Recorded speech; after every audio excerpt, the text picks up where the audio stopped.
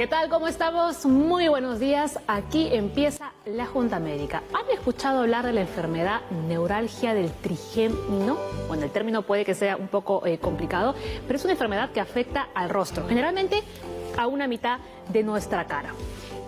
También se le conoce como tic doloroso porque produce mucho dolor. Incluso las personas que se van a lavar los dientes tienen un dolor insoportable. Esto generalmente se puede dar durante algunos segundos, pero también se puede extender por más tiempo. ¿Realmente en qué consiste esta enfermedad? Y lo más importante, las personas que lo padecen pueden tener un tratamiento que finalmente va a llegar a una cura.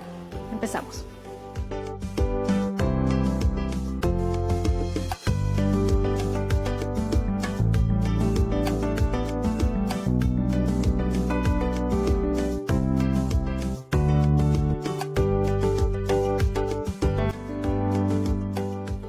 Vamos a conocer a nuestros médicos invitados. El doctor Leslie Soto vuelve aquí a Junta Médica, ¿no? Médico internista del Hospital Cayetano Heredia. También está Gabriel Pérez, neurólogo del Hospital 2 de Mayo, y el doctor Adrián Guamán, neurocirujano también del Hospital 2 de Mayo. Bienvenidos al programa.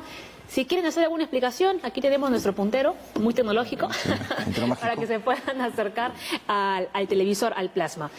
La neuralgia del trigémino, ¿de qué estamos hablando? Estamos hablando de un dolor en un nervio, que es el nervio trigémino, cuya distribución básicamente es en la cara. Tiene tres zonas, una zona en la parte superior, en la parte media y en la parte inferior, que cuando es atacado, o sea, esto es golpeado o es inervado por algo, da unos dolores tipo chispazos, electricidad, muy insoportables, que las personas incluso no pueden afeitarse, no pueden lavarse, no pueden agarrarse el rostro, y es bastante incapacitante. Y mucha gente darse cabezazos contra la pared por el dolor. Ahora, estos dolores que aparecen son por segundos, o sea, son momentáneos. No es que la persona durante 24 horas va a estar con ese dolor insoportable. Ese dolor, como bien dijo el doctor, tiene algunas características, ¿no? Ajá. Sobre todo que es paroxístico, eso quiere decir que tiene un inicio y un fin brusco. Por lo general dura solamente unos segundos, ¿sí? Puede extenderse un minuto, un par de minutos, muchas veces, pero recurre, ¿no? A lo largo del día, varias veces. Esto además, dependiendo de la etiología subyacente y de otras características por ahí de las que vamos a hablar, puede hacerse constante, o sea, puede estar permanente durante todo el día, ¿no? Y es terrible, ¿no? Porque es un enemigo invisible, ¿no? No se ve, el examen es normal, no hay nada que podamos palpar, ¿no? El dolor es intangible para nosotros, pero es terrible para el paciente, ¿no? Doctor Guamán, ¿las probabilidades de cura? Bueno, las probabilidades de cura existen, ¿no? Y justamente para eso estamos acá.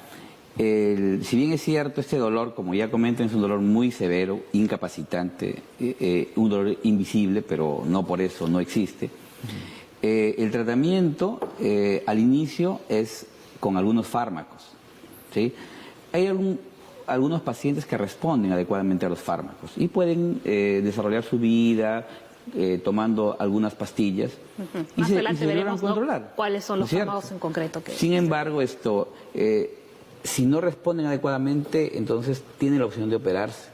Y la cirugía es curativa. O sea, sí existe cura para la neuralgia trigémino, ¿no? Y es una buena noticia. Es algo que, es algo que debemos difundir, ¿no? Y para eso estamos acá, ¿no? Para comentar un poco más de eso. Exacto. En su momento. Importantísimo. Importante además ese mensaje que nos acaba de dar, ¿no? Que con la cirugía finalmente se puede llegar a una cura, ¿no? Muy bien. Vamos con la información. La neuralgia del trigémino es una patología que provoca un dolor sordo, quemante y persistente en un lado de la cara, cuya intensidad puede ser física y mentalmente incapacitante. Las personas mayores de 50 años son más propensas a presentar neuralgia del trigémino y ocurre con más frecuencia en las mujeres. A ver, luego nos van a explicar por qué. No es fácil llegar a un diagnóstico correcto debido a los síntomas coincidentes con otras afecciones. Las opciones de tratamiento incluyen medicamentos y procedimientos neuroquirúrgicos. A ver, ¿por qué aquí también las mujeres somos las sorteadas de que tenemos más probabilidades de los hombres de tener esta enfermedad? Eso es más por estudios epidemiológicos, ¿no? O sea, es una cuestión de chance tal vez azar, ¿no? No es que específicamente la mujer tenga algo que hace que tenga mayor predisposición a eso, ¿no? ¿Y por qué mayor de los 50 generalmente es cuando aparece esta enfermedad? O después de los 50, mejor dicho. O sea, eso tiene mucho que ver con el problema por el que se da. ¿no? Entonces, ya cuando hablemos un poco del origen de por qué se produce este dolor o los mecanismos, tal vez tenemos que ver que hay una parte en nuestro cerebro y en los receptores que se sensibilizan, ¿no?, al dolor. Entonces hay algunas teorías que se dan que normalmente a lo largo del tiempo nuestra piel, ¿no?, nuestro cerebro está constantemente bombardeado por múltiples estímulos, ¿no? O sea simplemente el aire, sea lavarse la cara, etcétera, etcétera, a lo largo de años, ¿no? Entonces esto se teoriza también que durante todo este tiempo se produce una mayor sensibilización de todo nuestro sistema que capta y percibe el dolor, ¿no? Entonces es por eso que durante más tiempo pasa, ¿no?, tal vez yo tenga mayor probabilidad de hacer una neuralgia del trigémino. Muy bien. Claro. Esto, para precisar algunas cosas, ¿no? La neuralgia del trigémino podría decirse que es de dos tipos. Una neuralgia que es típica, la que se ha comentado, donde el dolor es como una descarga eléctrica. Eso es lo común, ¿no? Entonces, para precisar un poco quizás. Y la otra forma es la que no es como descarga eléctrica. Y ahí entra lo que comentó, ¿no? Como quemazón, como ardor, ¿no es cierto? Que es la neuralgia que a veces la llamamos neuralgia atípica. Ahora, un nervio es como un cable de electricidad, ¿no? Como un cable eléctrico. Un cable eléctrico es un pedazo de alambre forrado de un poco de plástico que lo recubre y que lo protege. Entonces el nervio tiene igual una envoltura, que es una capita de grasa que lo está recubriendo, que lo está protegiendo. Entonces, sea cual sea la causa, usualmente se llega a que el nervio comienza a perder esa envoltura de grasa, esa mielina que lo protege. Entonces, por eso es que ocurre que ese chispazo de descarga eléctrica es como un equivalente a una descarga eléctrica. Exacto. ¿No es cierto? Ahora, dependiendo de la causa, o sea, el nervio comienza a perder esa capita de grasa de diferentes maneras, ¿no? Usualmente hay algo que está golpeando al nervio continuamente. El nervio es el que está en amarillo, ¿verdad? Sí, exacto. Y entonces el nervio comienza a desgastarse, digamos, ¿no? La causa más común suele ser una arteria que está junto al nervio, que de manera caprichosa la arteria se unió al nervio o se pegó al nervio y entonces golpea y termina desgastando al nervio. ¿No es cierto? Entonces, sin embargo, el otro grupo de causa es alguna masa que puede estar comprimiendo al nervio. Por suerte, este es un porcentaje bastante bajo, ¿no? Un 5%, es bastante bajo. Y aún así, no llegamos al 100% de los casos. Hay un grupo que está cerca del 10%, en el cual nosotros no encontramos ni una arteria, ni una masa. Entonces el nervio simplemente sufre un proceso de degeneración espontánea, como se podría degenerar cualquier otro nervio. Exacto. Entonces, quizás por eso es que el pico, digamos, de edad es alrededor de la quinta década. En el Perú la incidencia está así, entre la quinta y la sexta década, ¿no? Nosotros tenemos un promedio de 450, más o menos, pacientes tratados hasta la fecha en 10 años de experiencia personal que tenemos. Y vemos, nuestro pico es ese, igual que la que vemos en la estadística mundial, o sea, no cambia. ¿Entiendes? Ahora, y el tema de las mujeres, sí, ciertamente, ¿no? Para suerte de los varones, la proporción es mayor en mujeres, ¿no? Casi 5:2, ¿no? Muy bien. Ahora, vamos a ver en la anterior imagen que ese nervio se divide en tres, ¿no? Abarca lo que vendría a ser, ¿no? La rama oftalmológica, maxilar y la mandibular. Exacto. Sí, si me permite, porque eso nos va a permitir luego, inclusive, hablar de las opciones de tratamiento, ¿no? Ahí está el puntero, doctor. Sí. Existen tres ramitas, ¿no? El nervio trigémino tiene tres ramas. Una rama superior, una rama media y una rama inferior. Entonces, estas tres ramas se juntan y forman, y estas tres ramas distribuidas en el rostro ingresan al cráneo por diferentes orificios, ¿sí? Luego se juntan, forman una sola unidad que es un ganglio y luego se transforma en el nervio trigémino que va hacia el tronco cerebral. Esto nos va a permitir luego comentar cuáles son las opciones de cirugía en función a esta distribución anatómica. ¿Sí? Muy bien. ¿Quedó claro? Ahí está. A ver, volvemos a nuestro sitio. Aprovechando que tenemos esa imagen, saber que la neuralgia del trigémino en su mayoría, casi en su totalidad, nos va a abarcar las dos ramas inferiores. La que nos dijo el doctor. La rama oftálmica por lo general no se afecta. La maxilar, la mandibular son las que casi en su totalidad son las que comprometen. ¿Sí? En caso de que se afecte, por ejemplo, el tema de los ojos, ¿la visión se vería afectada? No, porque no tiene una función visual, ¿no? Este De nervio. acuerdo. Pero generalmente es de aquí para abajo, Exacto. donde más se compromete. Claro, por frecuencia, casi pero igual la rama oftálmica también se compromete. Entonces, que hace un poco más difícil el diagnóstico, ¿no? El diagnóstico más común, en realidad, inicia desde el odontólogo, ¿sabe? Lo que pasa es que la rama segunda y la tercera rama que pasan por el maxilar superior y maxilar inferior son las que comúnmente se afectan. Entonces, como comienza con como un dolor alrededor del diente, el paciente cree pues que es el diente, va al odontólogo. Claro que es parte, ¿no? Y entonces el odontólogo comienza a darle sus tratamientos, porque al principio usualmente no es tan típico el dolor. Entonces, a veces comienza inclusive con curación, inclusive extracciones dentales. Nosotros tenemos pacientes que recibimos inclusive totalmente desdentados, sin ningún diente. Y que claro, cuando ya no encuentran una respuesta adecuada, el odontólogo le dice que, mire, aquí no encuentro ningún problema, vaya al neurólogo, Claro. El neurólogo le dice, oiga, usted tenía una neuralgia trigémino, pero ya no tiene ningún diente, en fin, y comienza el tratamiento. Y a veces Pero comienza Dios a mío, mejorar. vamos también al dentista o al odontólogo, ¿cómo le va a quitar todos los dientes? Bueno, pero eso suele ocurrir. O varias piezas dentales. Eso suele ocurrir porque más de un paciente, muchos pacientes, digamos, llegan así a la consulta. Es difícil con un paciente que no pasó primero por un odontólogo. Ajá. Y cuando el dolor está en la primera rama es más difícil, ¿no? Porque va al oftalmólogo. El oftalmólogo igual evalúa, y igual no encuentra ningún examen positivo, ¿no? No encuentra ninguna alteración neurológica tampoco. Eso es la característica del dolor. Exacto. Y a veces allí se suele confundir con algunos tipos de migraña o algunos tipos de cefalea en donde hay compromiso también de la primera rama, ¿no? Entonces ahí vemos, ¿no?, la complicación del diagnóstico. Claro, realmente, ¿no? lo difícil de a veces de hacer el diagnóstico. Muy Claro, bien. lo importante es siempre hacer una buena historia clínica, porque el paciente nos va a decir que cuando hace una actividad el dolor aparece, con qué desaparece, qué lo calma, qué lo exacerba, y eso nos va a ayudar bastante para hacer diagnóstico. Claro, ¿no? Entonces es importante lo que nos acaban de comentar, ¿no? Porque es normal que si sentimos un dolor en esta zona, lo primero a donde vamos a acudir es a un odontólogo o donde un dentista y no donde un médico quizás internista, ¿no?, que nos pueda derivar donde otras especialidades, ¿no? Pero bueno, ya sabemos que si sucede un dolor por aquí, sería bueno también visitar, ¿no?, al doctor Soto. Bueno, hacemos una pausa y regresamos en Junta Médica.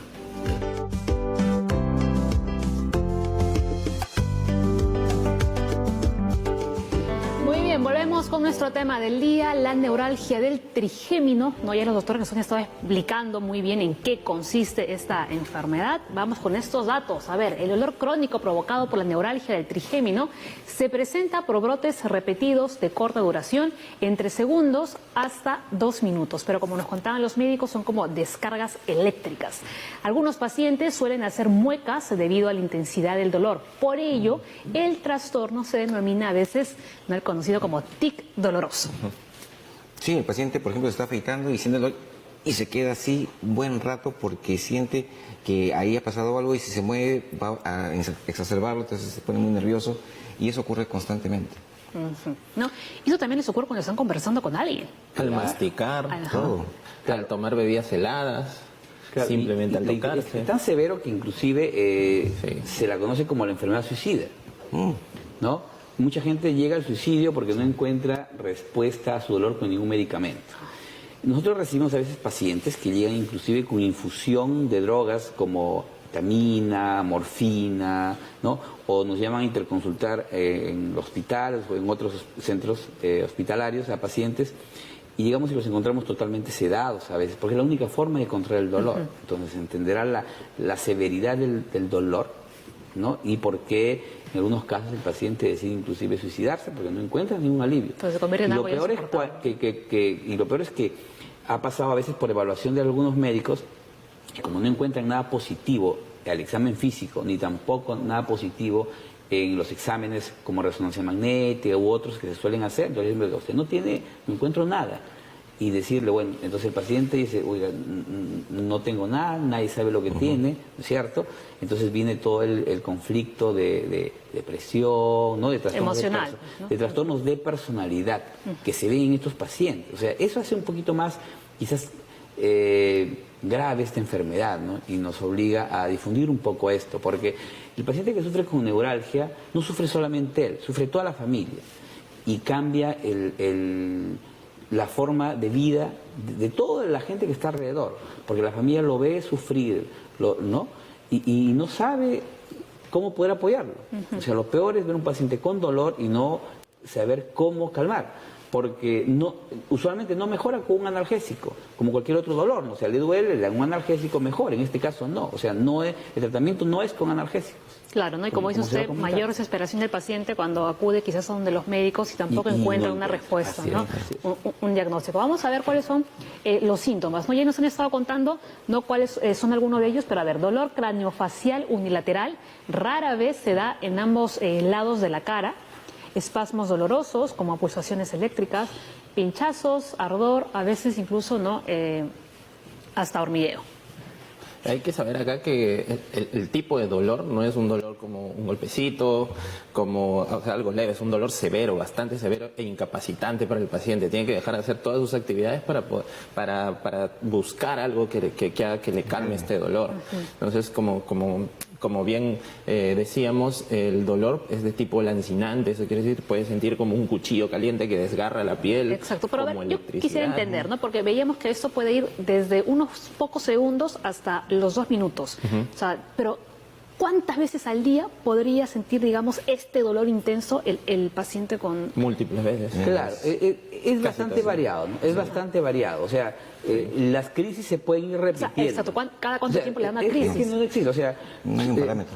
Claro, no existe un parámetro. Podrían ser una crisis al día, podría ser una crisis cada hora, podría ser una crisis cada 5 minutos, ¿no es cierto? Y cuando son muy seguidas es que uno está pensando en que el dolor es continuo. O sea, usualmente no es continuo, lo que pasa es que a veces las crisis son tan seguidas que no termina de salir de un dolor y cuando o de una empieza. crisis está apareciendo otra crisis. Otro dato quizás, ¿no? Esta descarga eléctrica que el paciente tiene es casi el equivalente a lo que ocurre cuando el paciente tiene una crisis convulsiva, ¿no? Es lo mismo, o sea, fisiológicamente es semejante, es como una crisis convulsiva de un pequeño nerviecito, ¿cierto? Entonces por ahí estamos entrando un poco también al tratamiento, ¿no? Entonces cuando el paciente convulsiona a veces...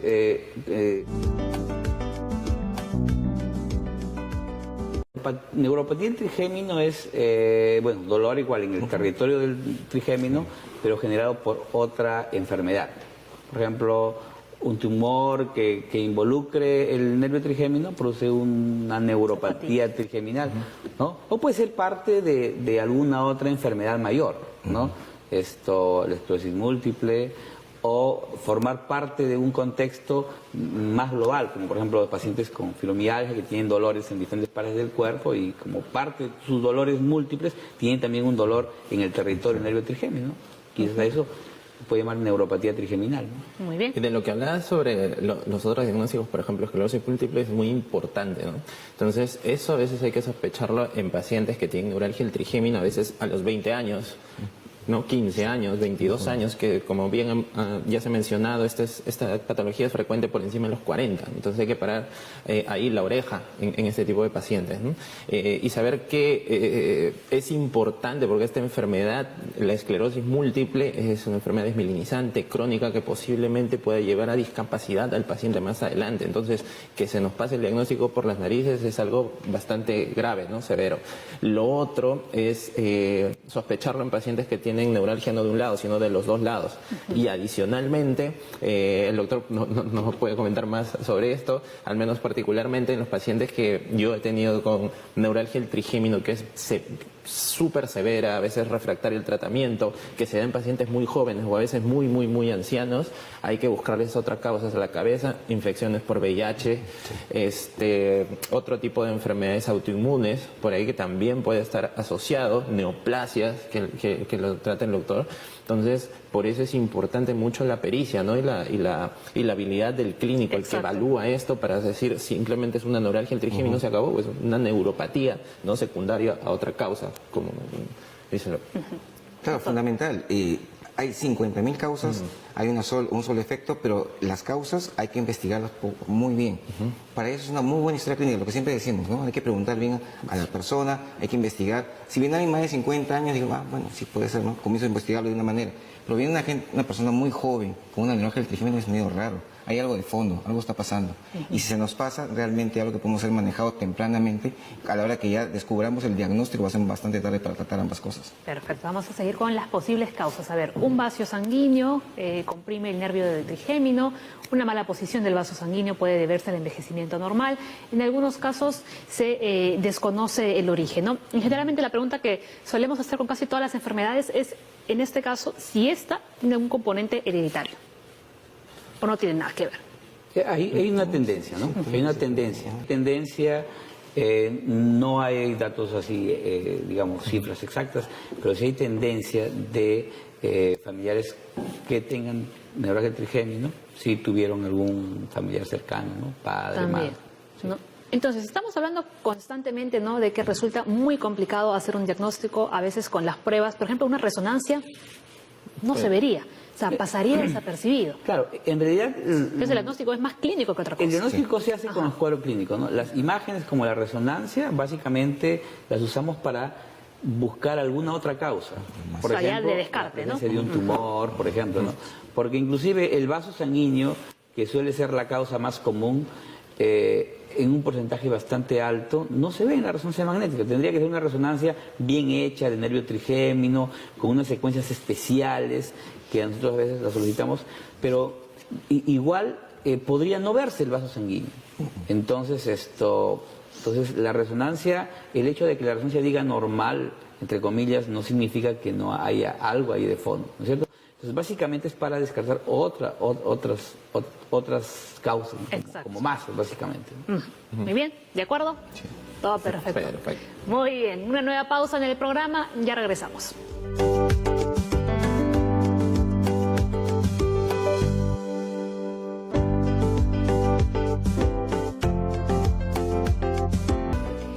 Bien, continuamos con el programa, estamos hablando de la neuralgia del trigémino y ahora vamos a hablar de los tratamientos, ¿no? El doctor nos dio una buena noticia, ¿no?, que con la cirugía, digamos, en un porcentaje bastante alto, esta enfermedad se puede curar. Ahora, los pacientes también pueden responder, ¿no?, con una terapia farmacológica, digamos entre un 50%, que es un porcentaje más o menos alto, ¿no?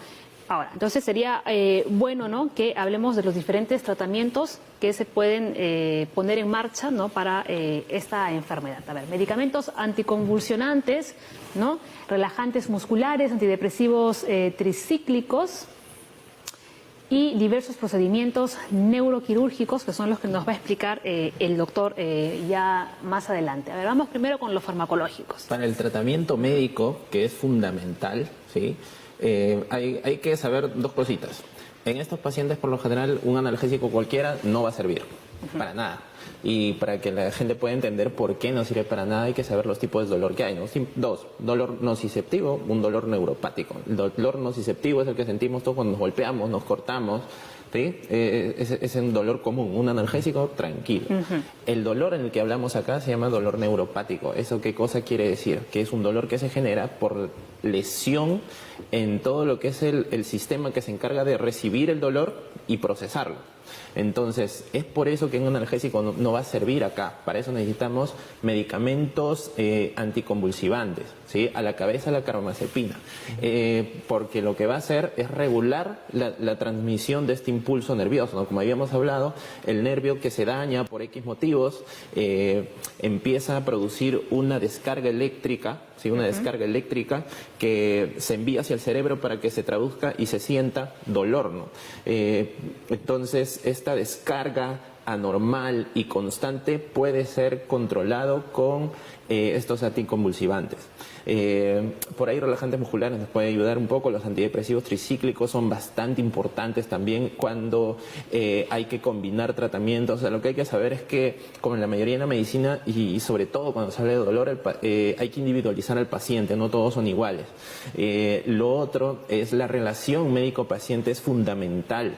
No es como un paciente cualquiera, me duele la garganta, toma de esto, no va a pasar nada, ¿no? Entonces el paciente tiene que entender lo que le sucede y tiene que entender que este dolor a veces o muchas veces no va a pasar solamente por tomar una pastilla. Entonces se requiere mucha comunicación entre el médico y el paciente, ¿no? Y saber que, mira, si es que no te pasa este dolor, no es que estés cambiando de medicamento, no es que estés cambiando de médico, sino hay que modificar la dosis o hay que añadirle otra.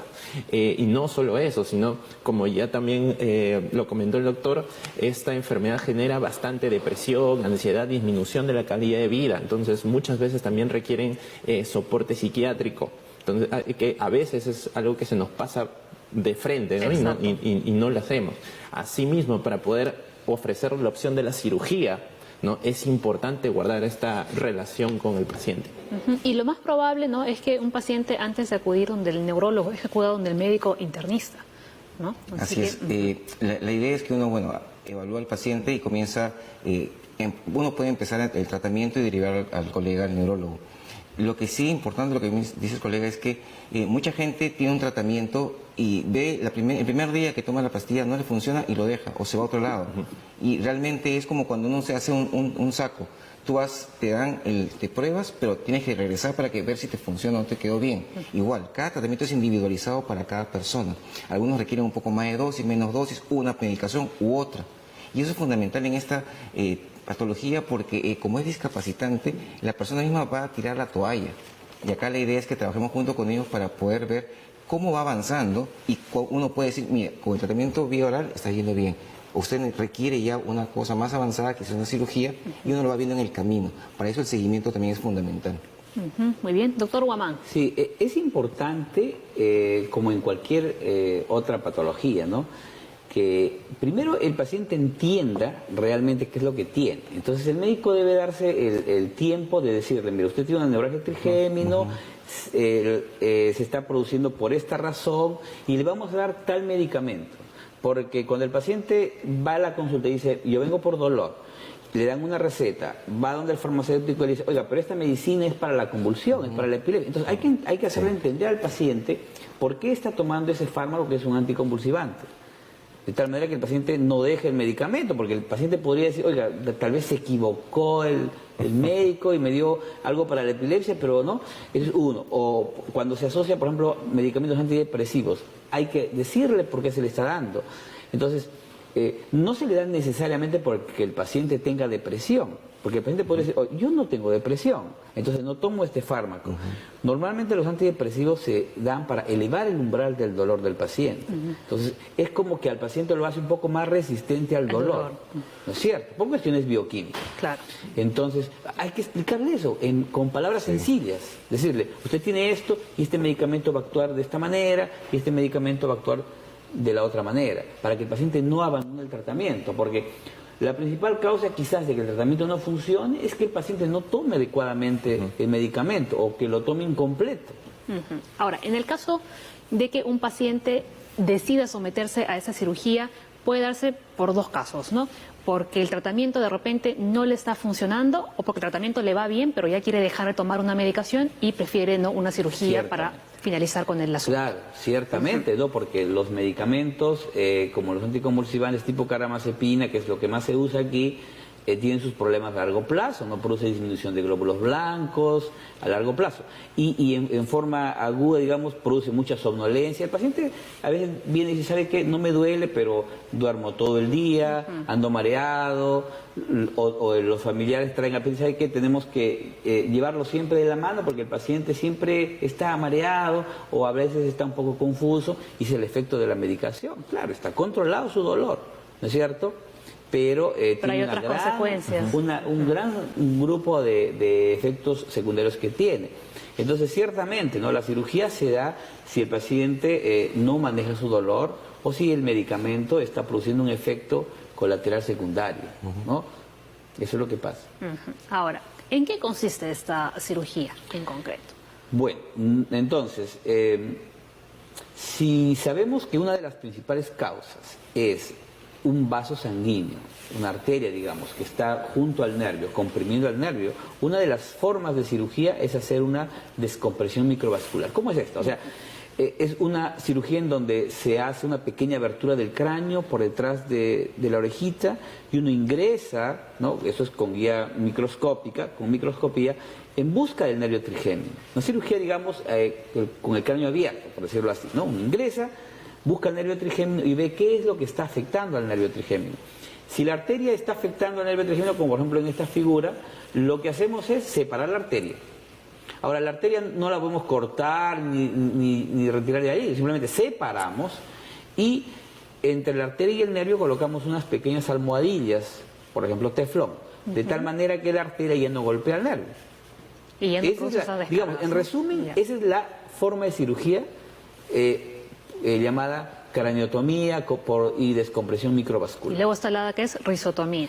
Claro, ahora, la otra forma es, decíamos que las raíces del nervio trigémino ingresan al cráneo por unos orificios. Entonces, por uno de esos orificios por donde el nervio trigémino ingresa, nosotros podemos ingresar con una aguja delgada y llegamos hasta donde está el nervio, hasta donde está el ganglio, donde las tres raíces se juntan.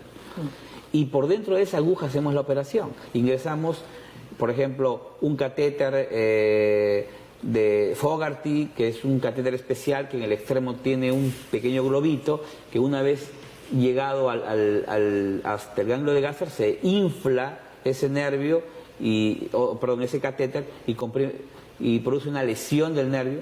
En esta foto, por ejemplo, aquí se ve lo que se ha ingresado a través de la aguja es una aguja de radiofrecuencia, es lo otro, o sea, se llega hasta el ganglio y hay que lesionar el ganglio, que puede ser por radiofrecuencia, que puede ser por compresión mecánica con balón, o lo que se hacía hace mucho tiempo, inyectar alcohol, o sea, una risotomía química, ¿no es cierto? Entonces, el objetivo es llegar hasta el ganglio y, digámoslo entre comillas, bloquearlo de alguna manera, ¿no es cierto? Y de esa manera logramos inhibir esas descargas eléctricas, que es lo que estamos buscando, ¿no? Muy bien, pero también los pacientes son conscientes de que a pesar de que se puedan someter a esta cirugía, ¿la enfermedad podría volver en algún momento? Claro, es que esto está en función de la causa, ¿no? Porque si la causa es, por ejemplo, una compresión por una arteria, el hecho de hacer cirugía y retirar la arteria nos asegura casi al 100% de que la cirugía o que el dolor no va a volver. Pero si la causa no es esa y es simplemente una degeneración del nervio, por ejemplo, entonces la enfermedad va a seguir progresando, el nervio va a seguir degenerándose y el dolor puede recidivar. La tasa de recidiva en general, ¿no?, de la cirugía está alrededor de 10%, de 10 a 15 de acuerdo al tipo, pero pongámosle 10. Entonces, digamos que de cada 10 pacientes que se operan, en uno el dolor puede volver, más o menos en un rango de 5 años, ¿me entiende? Pero existen posibilidades de reoperarse. Entonces, por ejemplo, esos procedimientos percutáneos, ¿no?, como son las risotomías con balón, con radiofrecuencia, Se pueden hacer varias veces. se pueden hacer, o sea, regresa el dolor, se puede repetir nuevamente, y son procedimientos mínimamente invasivos, son procedimientos ambulatorios, Muy ¿no es bien. cierto?, que no requieren ni siquiera hospitalización. Entonces son procedimientos que se pueden ir repitiendo las veces que sean necesarias, ¿no? A ver, Doctor, ¿y la parte de entumecimiento facial, alguna cosa que pueda quedar post cirugía? Ahora, cuando se hace la cirugía por descompresión microvascular, usualmente no hay adormecimiento, no hay ningún tipo de entumecimiento. O sea, el paciente conserva tanto su función motora, sensitiva, completamente normal. El adormecimiento o entumecimiento, que se dice, de la cara que se ha tratado, usualmente se da en los procedimientos percutáneos, ¿no? Entonces, ¿por qué? Porque estamos comprimiendo al nervio, lesionando al nervio. Técnicamente lo que se produce es una neuropraxia. Entonces, el paciente queda con la hemicara tratada un poco adormecida. Pero es un adormecimiento que se va poco a poco disminuyendo a medida que pasa el tiempo, ¿no es cierto?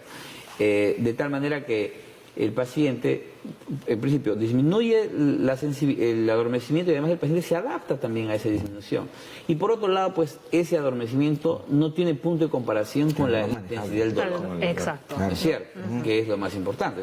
Pero igual, al paciente hay que hacerle entender eso, ¿es cierto? Porque el paciente podría decir luego, oiga, este adormecimiento igual me incomoda, pero entonces hay que hacerle recordar que tan severo era su dolor comparado con el adormecimiento, que en algunos pacientes puede significar una molestia, ¿no? Perfecto, muy bien. Hora de hacer un nuevo corte en el programa, ya volvemos.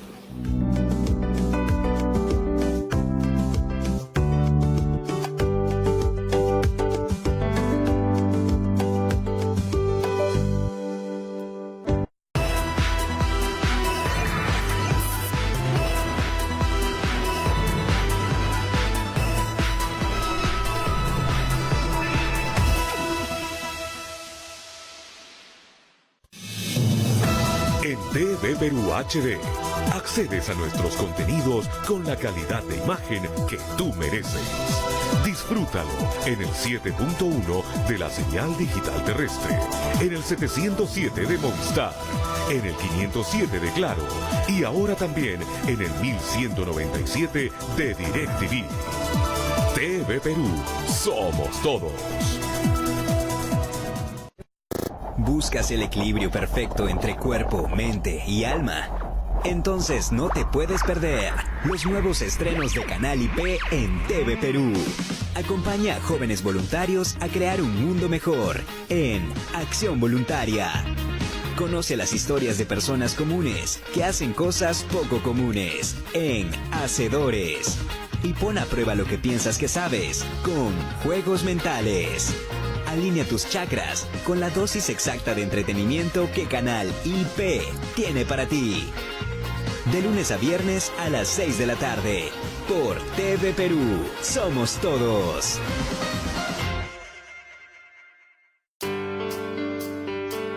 Puedes donar dinero, alimentos, ropa, juguetes. Pero lo más importante que puedes donar eres tú. Acción Voluntaria. Acompaña a jóvenes voluntarios a hacer del mundo un lugar mejor. Lunes, miércoles y viernes a las 6 de la tarde por TV Perú. Somos todos.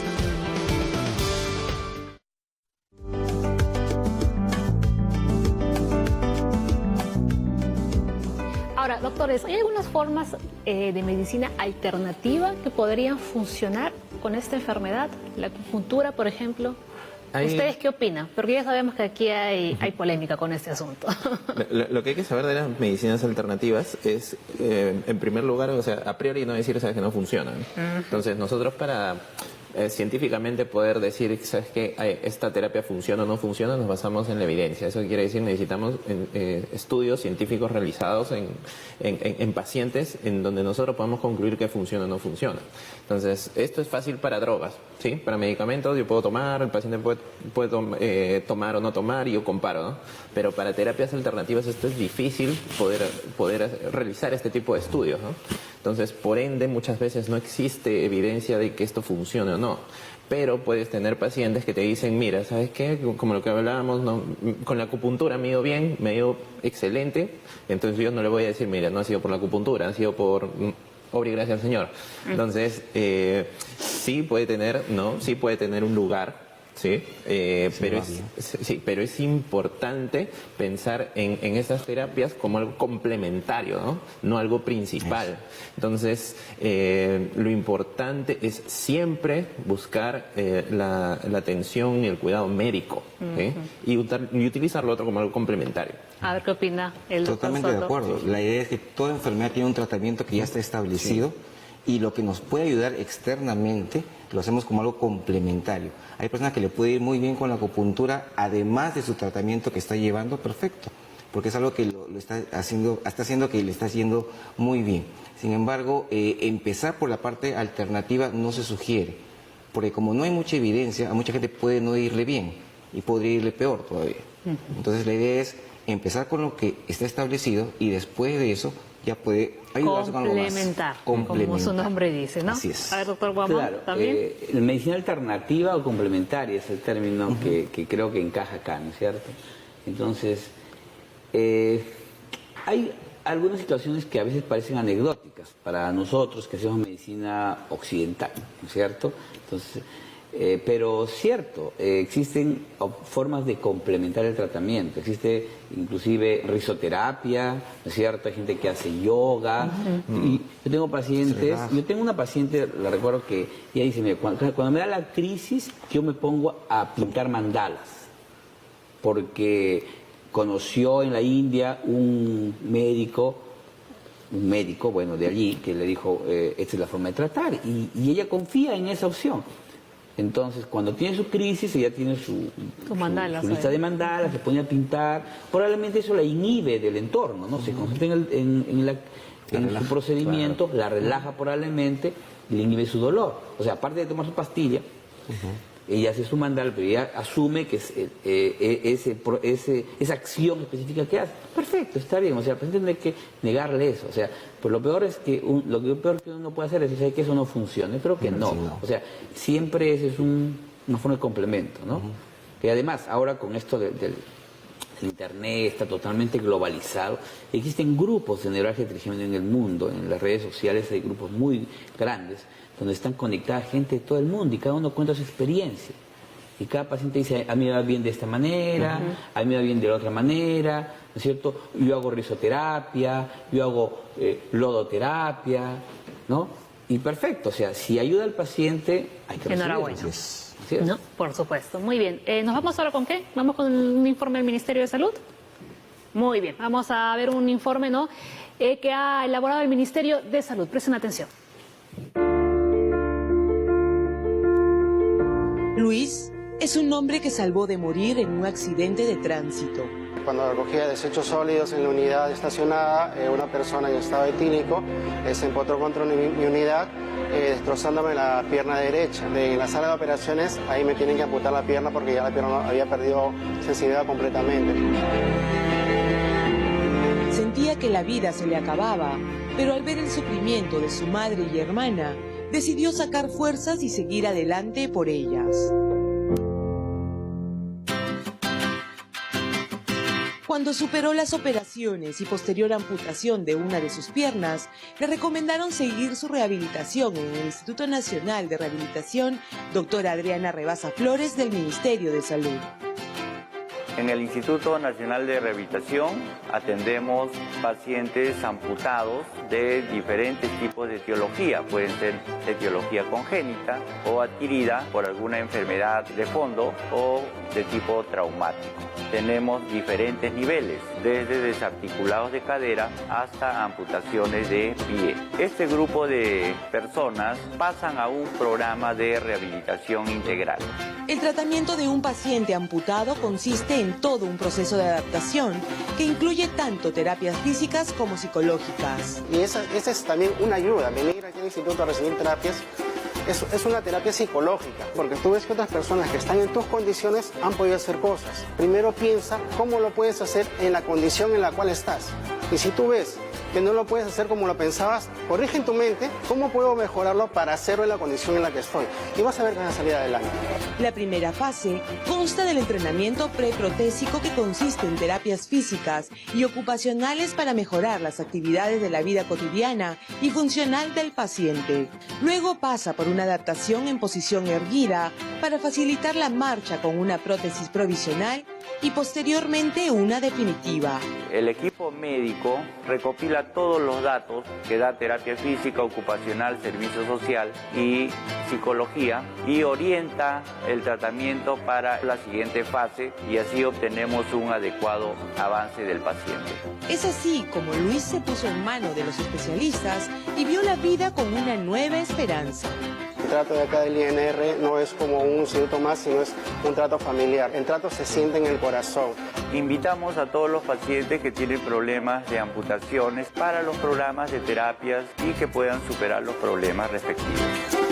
El Ministerio de Salud, a través del INR, trabaja hace más de 30 años al servicio de la población afectada por amputaciones y algún tipo de discapacidad congénita o traumática, resaltando la labor en el desarrollo de la especialidad de medicina física, rehabilitación y existencial. Muy bien, bueno, agradecemos, ¿no?, al Ministerio de Salud por esta información que nos ha brindado en el INR, ¿no? Mucha gente no sabe la cantidad de terapias, ¿no?, que se realizan en este centro, ¿no? Y es muy bueno darlos a conocer, ¿no?, con informes como los que hemos visto. Muy bien, ya nos queda poco tiempo para acabar el programa.